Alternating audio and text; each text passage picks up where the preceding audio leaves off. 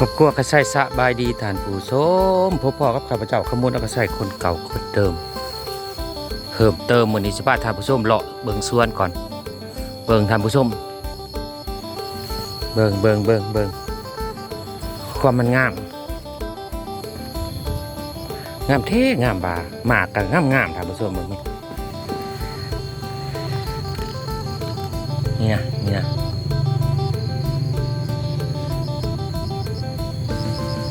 ลายได้บ่แม่นบ่ลายได้ทั้งในคุณท่านผู้ชม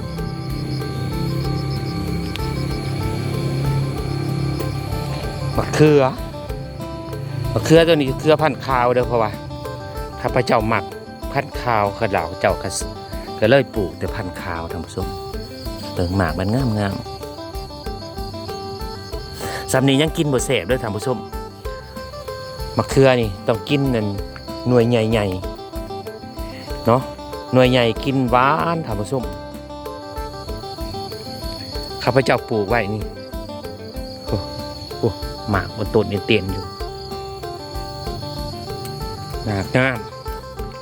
ต้นงามท่านผู้ชมเอาเนี่ยแบบสีโบเห็นได้ท่านผู้ชมมันหลีมันอยู่ใบมันเนาะใบมันบังท่านผู้ชมนี่เห็นขวัญมันบ่นี่นะคันเฮาเบิ่งบ่ดีบ่เห็นได้ท่านผู้ชมต้องเบิ่งดีๆเวลาเฮาสิเก็บผลผลิตมันนะเฮาผีแล้วก็นั่งส่องเบิ่งทั้งกองมัน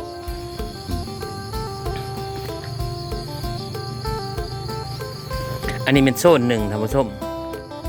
สำหรับมะเขือเนาะอันนี้ไปเบิ่งมะอึนะเครือมะอึนะงามข้าพเจ้าบ่ทันได้ตัดยอดเด้อหลายคนบอกว่าตัดยอดแม่ให้มันแตกข้าพเจ้ายังบ่ได้ตัดท่านผู้ชมเบิ่งยอดมันนะมักอื้อภาษาลาวว่ามักอื้อภาษาไทยว่าฟักทองมันเลืองก็เลยว่าฟักทองยอดมันนะยอดงามท่านผู้ชมออกจอหมากเลยท่านผู้ชมเว้ยนี่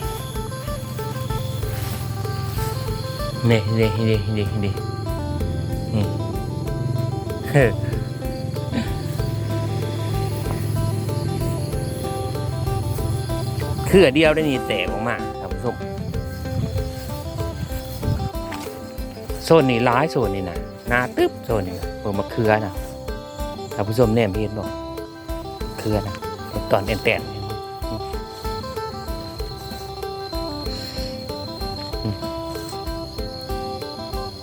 เบิ่งหยอดนี่หยอดงามท่านผู้ชมมุกงามขนาดเลยงามมะลีเป็นตังเบาเมียหยอดมานะสีกระโดเกดีท่านผู้ชมบสะอ่อนว้านี่หน่วยนี่ค่ะหน่วยนี้ดอกยุบเลยได้ท่านผู้ชมดินี่แต่จริงเงินหมากมันก็ออกลายอยู่ท่านผู้ชมแต่ว่ามันฝนพิลึกฝนเห็ดมันก็เลยว่ามันเหลืองเนาะท่านผู้ชมมันหยุบถ้าฝนบดตกนี่บางเถื่อสิได้หมากมันอยู่ได้หลายคนก็บอกว่าให้ข้าพเจ้าเด็ดยอดมันมันโมเมนยอดน้อยท่านผู้ชมซ้ำนิ้วมือนี่ยอดบักใหญ่ดอกฟางมันก็ปุ่นมันบังท่านผู้ชมแน่นเองส่วนนี้เนี่ยอันนี้มันหมักอึอันนี้นะภาษาลาวว่าหมักอึ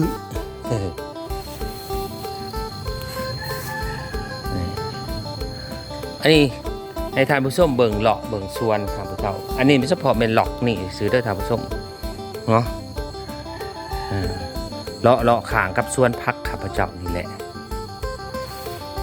สวนพักข้าพเจ้าก็อยู่ทางด้านหลังเด้ออยากให้ท่านผู้ชมเบิ่งเนี่ยของเท่ของเท่นี่ท่านผู้ชมเอ้ยเบิ่งว่าสิได้จับเงินล้านบ่นี่นะหอมบัวแบง10 นานท่านผู้ชม เนาะแล้วก็มีผักหอมปอมอยู่หั่นตัวนั้นเกียมใบสิลงหอมปอมอีกเนาะอันนี้คือบริเวณอ้อมหอบส่วนผักเนาะกสิประมาณนี้แหละท่านผู้ชมคลิปต่อไปข้าพเจ้าก็จะบรบัดส่วนผักก่อนโอ้ยอดนี่นะพี่ลึกตรงนี้กสิขอจบคลิปไว้เพียงเท่านี้ขอบใจท่านผู้ชมที่ติดตามตั้งแต่ต้นจนจบสวยเป็นกำลังใจแก่ข้าพเจ้าในการเห็นคลิปด้วยการกดไลค์กดแชร์กดติดตามในการส่งเสริมข้าพเจ้าเป็นตัวกับสิขอลาท่านผู้ชมไปเพียงเท่านี้พบกันคลิปหน้าบายบาย